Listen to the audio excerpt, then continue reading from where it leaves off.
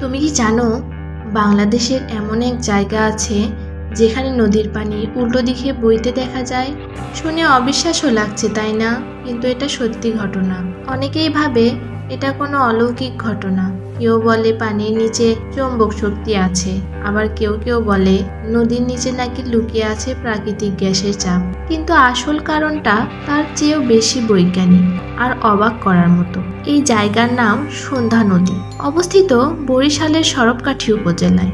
এই নদী মূলত বলেশ্বর নদী ও সুগন্ধা নদীর সংযোগস্থলে মিশেছে, ফলে এখানে সমুদ্রের জোয়ার ভাটার প্রভাব খুবই প্রবল।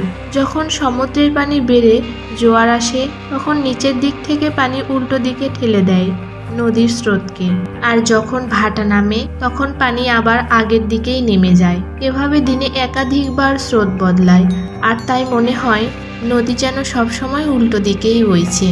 বিজ্ঞানীরা বলেন এটি সম্পূর্ণ প্রাকৃতিক প্রক্রিয়া। পৃথিবীর মধ্যাকর্ষণ, চাঁদের অবস্থান এবং বাতাসের চাপের কারণে জোয়ার ভাটা সৃষ্টি হয়। বিশ্বের আরও কিছু জায়গায়, যেমন ইংল্যান্ডের সেভার্ন রিভার বা ভারতের হুগলি রিভার, এও একই ঘটনা ঘটে। কিন্তু বাংলাদেশের সন্ধ্যা নদীতে এই প্রক্রিয়া আরও স্পষ্ট দেখা যায়। এই ঘটনায় প্রমাণ করে আমাদের দেশ প্রাকৃতিক এক অপূর্ব আশ্চর্য ভূমি। এমন আরও চমকপ্রদ ও বাস্তব তথ্য জানতে চাইলে ফলো করো আমার পেজ, কারণ আমি প্রতিদিন নিয়ে আসি এমন তথ্য যেগুলো জানলে তুমি বলবে এটা আগে জানতাম না।